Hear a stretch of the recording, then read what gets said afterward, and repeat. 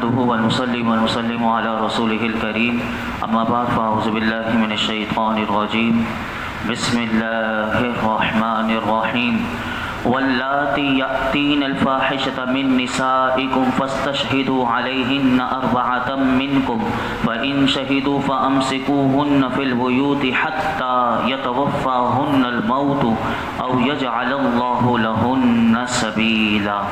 اور تمہاری عورتوں میں سے جو بدکاری کر لیں ان پر اپنوں میں سے 4 مردوں کی گواہی لو، پھر اگر وہ گواہی دے دیں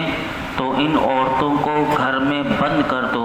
یہاں تک کہ موت ان کی زندگی کو پورا کر دے یا اللہ ان کے لیے کوئی راستہ بنا دے۔ مسلمانوں میں سے جو عورتیں زنا کا ارتکاب کریں یعنی بدکاری کریں ان کے بارے میں حکم دیا گیا کہ ان پر زنا کے ثبوت کے لیے 4 مسلمان مردوں کا گواہ ہونا ضروری ہے جو عورتوں کے زنا پر گواہی دیں۔ اور ایک قول یہ ہے کہ یہاں حکام سے خطاب ہے یعنی وہ 4 مردوں سے گواہی سنیں۔ زنا کا ثبوت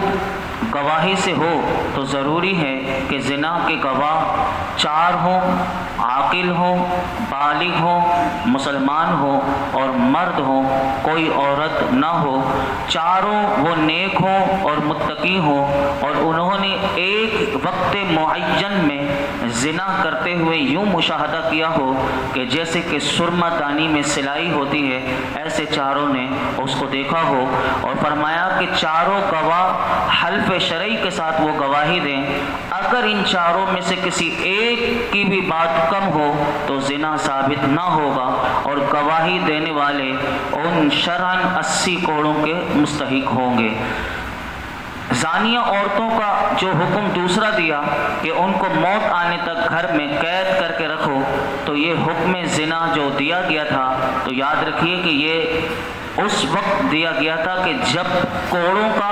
اور رجم کی سزا اللہ کی طرف سے نہیں آئی تھی۔ اس وقت اگر کوئی عورت بدکاری کرتی تھی تو پھر یہ قرآن کا حکم تھا کہ ان عورتوں کو جو زنا کریں تو ان کے لیے یہ حکم ہوگا۔ لیکن جب سورہ نور اللہ رب العالمین نے نازل کی کہ جس میں اگر شادی شدہ ہیں تو پھر انہیں رجم کر دیا جائے گا اور شادی شدہ نہ ہوں اور وہ زنا کریں تو انہیں کوڑے لگتے ہیں، تو یہ سزا اس میں آ گئی۔ تو یہ آیت علماء فرماتے ہیں کہ یہ اللہ رب العالمین کا یہ حکم منسوخ ہو گیا، اور لیکن جو زنا کی جو حد اور قذف ہے وہ سورہ نور میں آپ آگے سماعت کریں گے۔ لیکن یہاں پر جو قابل غور بات ہے وہ زنا ہے۔ زنا کی مذمت میں بے شمار احادیث مبارکہ ملتی ہیں تاکہ ہم بھی اپنے آپ کو اس بدکاری سے بچائیں۔ اور میرے آقا علیہ الصلوۃ والسلام نے اس کے بارے اس کے متعلق کیا ارشاد فرمایا، تاکہ اس کی قباحت ہمارے ذہنوں میں ہوگی تو ہم اپنے آپ کو گناہوں سے بچا سکیں گے۔ زنا سے متعلق پہلی حدیث مبارکہ سنیے، حضرت ابو ہریرہ رضی اللہ تعالیٰ عنہ سے روایت ہے کہ رسول اللہ صلی اللہ علیہ وسلم نے ارشاد فرمایا کہ جو عورت کسی قوم میں اس کو داخل کر دے جو اس قوم سے نہ ہو، یعنی اس نے زنا کرایا اور اس کی اولاد ہوئی، تو اسے اللہ کی رحمت کا حصہ نہیں ملے گا اور اللہ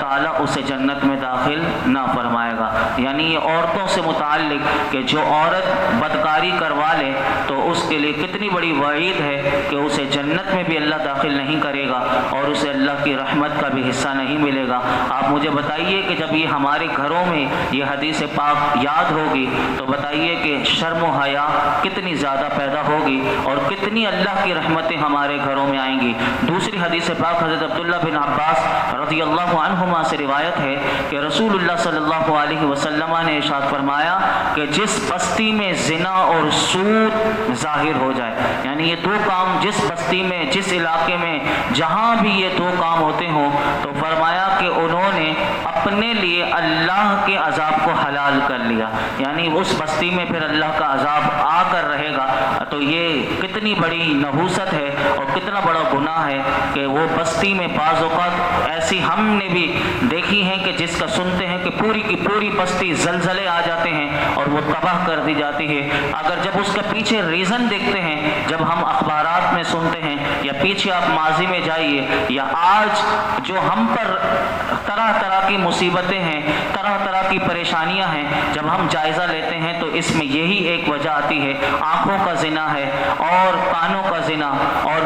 جو انسان کی شرمگاہ کا زنا ہوتا ہے وہ آج عام ہو گیا ہے، اور اس طرح آنکھوں کا زنا تو کتنا عام ہو گیا، اللہ ہمیں اس سے محفوظ فرمائے۔ تیسری حدیث پاک حضرت عمرو بن عاص رضی اللہ عنہما سے روایت ہے کہ رسول اللہ صلی اللہ علیہ وسلم نے ارشاد فرمایا، جس قوم میں زنا ظاہر ہوگا وہ قوم قحط میں گرفتار ہوگی، اور جس قوم میں رشوت کا ظہور ہوگا وہ روب میں گرفتار ہوگی۔ یہ دو باتیں بھی آج ہم معاشرے میں دیکھتے ہیں کہ اتنا ہونے کے باوجود بھی ایسا لگتا ہے کہ خالی خالی ہے، یعنی افلاس، بھوک، اور یہ ہمیں نظر آتا ہے معاشرے میں۔ اور دوسری رشوت، تو وہ روب کر وہ اللہ رب العالمین کی طرف سے یہ عذاب بھی مسلط کر دیا جاتا ہے۔ اور چوتھی حدیث پاک میں فرمایا کہ ساتوں آسمان اور ساتوں زمینیں بوڑھے زانی، یعنی جس کی عمر بڑی ہو جائے اور وہ زنا کرنے کے لیے ایسا اپنے آپ کو سوچے، جیسے کہ آج کل کے ڈرامے دکھائے جاتے ہیں کہ سسر بہو پر فدا ہے، اور ایسا معاشرے میں ہم دیکھتے ہیں کہ ایسا جو اس کے لیے اللہ رب العالمین نے کیا فرمایا کہ ساتوں آسمان اور ساتوں زمینیں بوڑھے زانی پر لعنت کرتے ہیں، اور کل قیامت کے دن فرمایا زانیوں کی شرمگاہ کی بدبو ایسی ہوگی کہ جہنم میں جو ہوں گے ان کو بھی اس کی بدبو سے تکلیف ہو رہی ہوگی۔ آپ اندازہ لگائیں کیسی بدبو ہوگی۔ تو اللہ رب العالمین اس گناہ سے، اس بدکاری سے ہم سب کو محفوظ فرمائے، اور اللہ رب العالمین ہمیں قرآن کا نور عطا فرمائے۔ آگے ارشاد فرمایا واللذان یأتیانها منکم فآذوہما فإن تابا وأصلحا فأعرضوا عنہما ان اللہ کان توابا رحیما۔ اور تم میں جو مرد عورت ایسا کام کریں، ان کو تکلیف پہنچاؤ، پھر اگر وہ توبہ کر لیں اور اپنی اصلاح کر لیں تو ان کا پیچھا چھوڑ دو، بے شک اللہ بڑا توبہ قبول کرنے والا مہربان ہے۔ یہاں پر بے حیائی کا ارتکاب کرنے والوں کے متعلق سزا کا بیان کرتے ہوئے ارشاد فرمایا انہیں ایذا دو جو ایسا بدکاری کریں۔ کس طرح؟ تو کہا انہیں جھڑک کر، برا بھلا کہہ کر، انہیں شرم دلا کر، انہیں جھوٹیاں مار کر، انہیں زبانی بدنی دونوں طرح سے ایذا دو۔ اور زنا سے متعلق پہلے ایذا دینا مقرر کی گئی، یہ بھی ایک حکم تھا، لیکن اس کے بعد اللہ رب العالمین نے کوڑے کی سزا اور سنسار کی سزا وہ آئی، تو یہ سزا بھی، یہ حکم بھی منسوخ ہو گیا۔ تو یہاں پر یہ جو حد زنا کی آیت سے یہ آیت منسوخ ہو گئی، تو یاد رکھیے اس کی تلاوت تو قیامت تک ہوتی رہے گی، لیکن آج بھی معاشرے میں اگر کوئی ایسے کرتا ہے جرم تو اس کو تو شرم دلانی چاہیے، اور یہ حاکم وقت کا وہ ہے کہ وہ انہیں ایسی سزا دے گا کہ رجم کرنا یا کوڑے لگانا، یہ نہیں کہ ہم اپنے ہاتھ میں کوڑے لے کے کسی کا پتہ چل جائے تو لگائیں گے، یاد رکھیے گا یہ ہمارے لیے نہیں، تو یہ اللہ رب العالمین نے یہ سزائیں مقرر کی ہیں تاکہ معاشرے میں بے حیائی نہ ہو، کیونکہ جب بے حیا معاشرہ ہو جائے تو پھر شرم و حیا اٹھ جائے، تو پھر حدیث پاک میں آتا ہے پھر تو جب تم میں شرم نہ رہے تو پھر تم جو چاہے کرے۔ آج معاشرے میں پھر وہ شرم و حیا، ماں باپ کا اولاد کے سامنے بیٹیاں ایسے ہی آ جائیں بغیر دوپٹے کے، اور جس طرح کی آج ہم اگر دیکھتے ہیں جس طرح کا ایک عام جو چلا ہے جیسے کہ بارش کے حوالے سے، اب جیسے ہم مردوں کے لیے ناف سے لے کے گھٹنے کے نیچے تک یہ سطر کا حصہ ہے، اس کو چھپانا ضروری ہے، لیکن آج معاشرے میں ہم دیکھتے ہیں کہ شارٹس پہنے جاتے ہیں جو گھٹنے سے اوپر بھی ہوتے ہیں، اور بعض شارٹس ایسے پہنے جاتے ہیں کہ جس میں گھٹنا کھلا ہوا ہوتا ہے، تو یہ حرام ہے۔ تو یاد رکھیے کہ ایسے شارٹ پہنے جائیں گے جو ناف سے لے کر گھٹنے کے نیچے تک جس کا چھپا ہوا ضروری ہے، تو یہ بہت چیزیں ہیں، اور ایسا لباس بھی نہیں پہننا چاہیے کہ جس سے بے حیائی عام ہو اور جسم چھلکتا ہو، اور انسان جب اس پہن کر معاشرے میں آئے تو اس سے اس کو بھی بدکاری کا خطرہ ہو کہ وہ بھی بدکاری کی طرف جا سکے، تو ایسی چیزوں سے بھی ہمیں بچنا چاہیے، یہی بات بتائی گئی۔ اور اس میں ایک اور بات جو بتائی گئی فَإِن تَابَ وَأَصْلَحَ، اگر کسی نے گناہ کر لیا، بے حیائی کر لی، اگر وہ توبہ کر لے تو اللہ رب العالمین فرماتا ہے کہ اسے اپنے گناہ پر ندامت ہو جائے اور آئندہ کے لیے اپنی اصلاح کر لے کہ میں ہر قسم کے گناہ سے، بے حیائی سے اپنے آپ کو بچاؤں گا، تو اللہ رب العالمین فرماتا ہے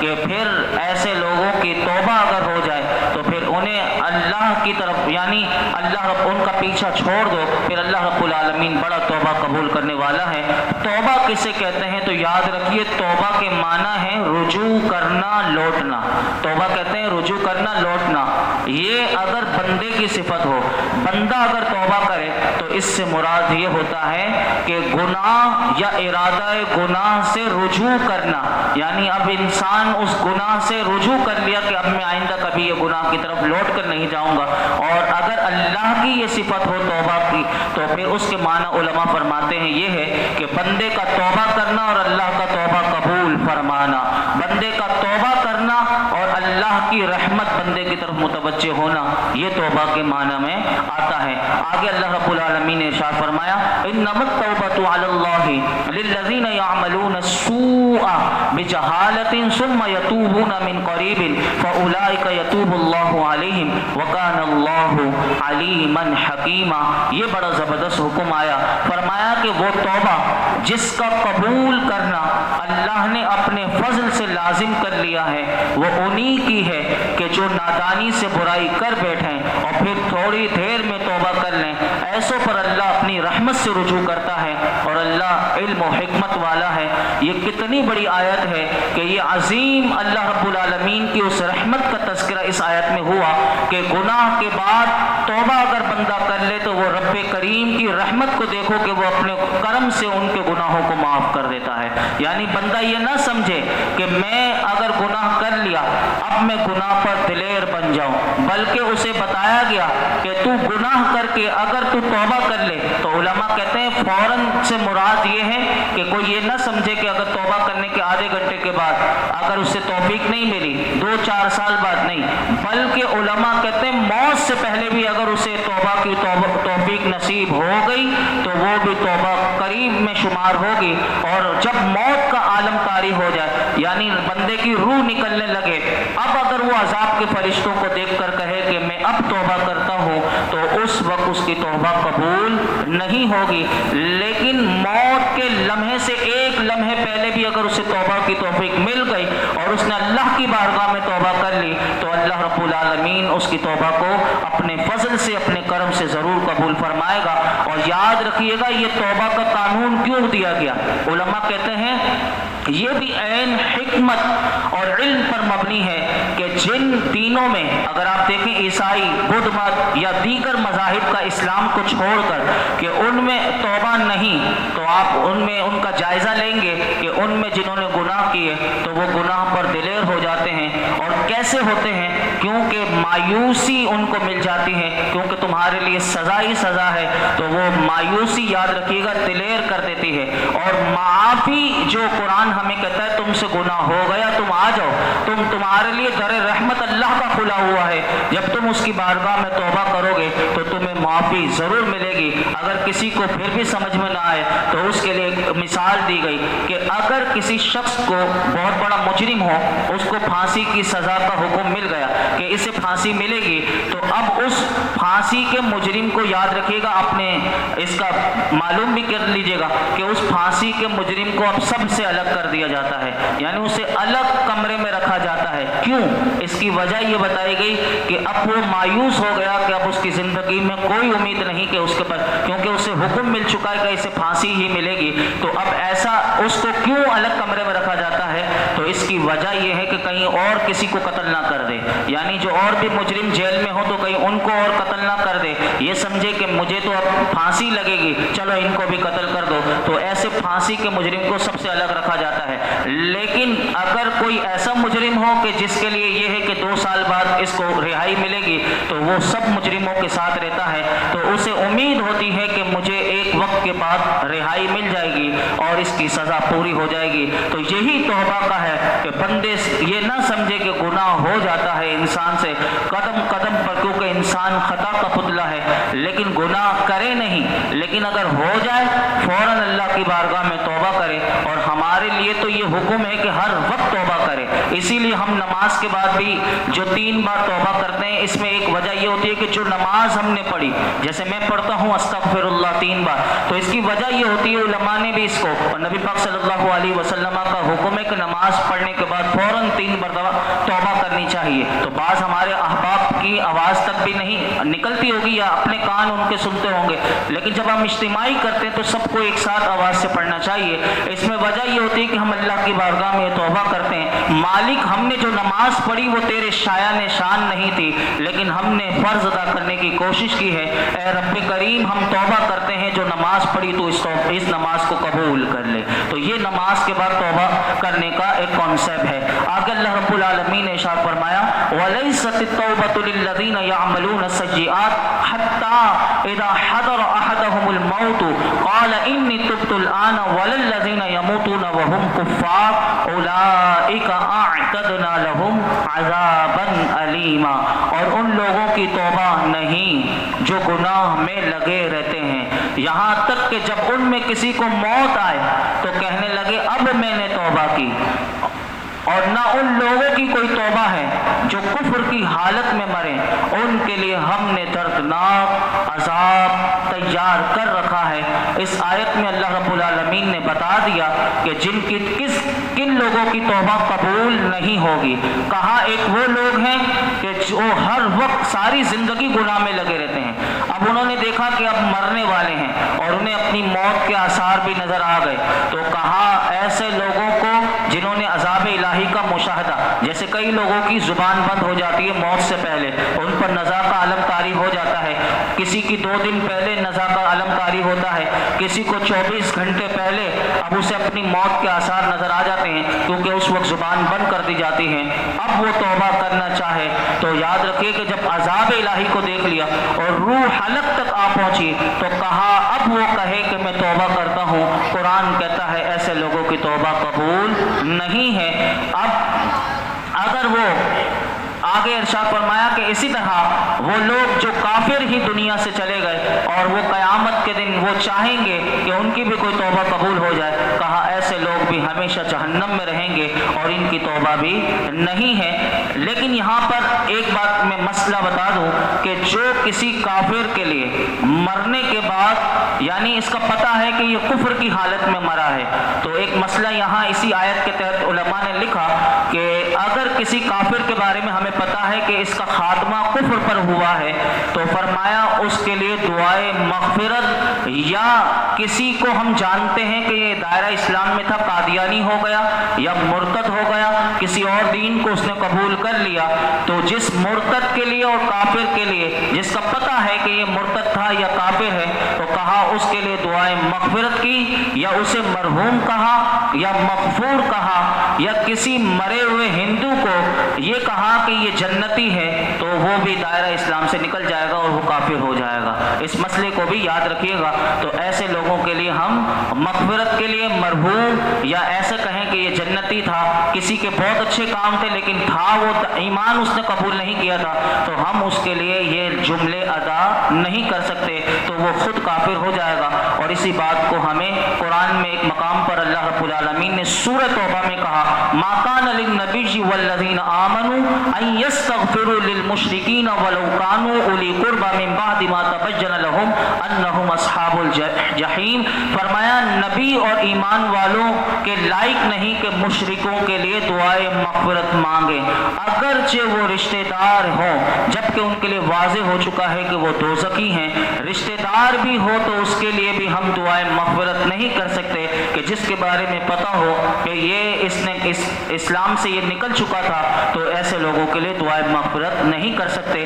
چند آیات رہ گئیں، کل انشاءاللہ چوتھے پارہ مکمل ہوگا. اللہ رب العالمین جو کچھ ہم نے سنا اسے یاد رکھنے اور سمجھنے اور عمل کرنے کی توفیق عطا فرمائے. الحمدللہ رب العالمین والصلاة والسلام علی سید الانبیاء والمرسلین وعلی آلہ واصحابہ اجمعین. یا اللہ پاک جو کچھ ہم نے سنایا اس میں کوئی غلطی کوتاہی ہو معاف فرما، اپنی بارگاہ میں شرف قبولیت عطا فرما. اے رب کریم ہمیں قرآن کی معرفت عطا فرما. اے اللہ قرآن کی معرفت عطا فرما، قرآن کا نور عطا فرما، قرآن کا فیض عطا فرما، قرآن کی برکتیں رحمتیں عطا فرما، اس قرآن کے نور کی برکت سے ہماری زندگیوں میں نور عطا فرما، مرنے کے بعد ہماری قبروں میں نور عطا فرما، کل محشر کے میدان میں اسی قرآن کی معیت میں ہمیں جنت میں حضور کے قدموں میں جگہ عطا فرما یا رب العالمین۔ اس قرآن کی برکت سے، اس درس قرآن کی برکت سے ہماری ساری بیماریاں، پریشانیاں، قرض داریاں، بے اولادیاں،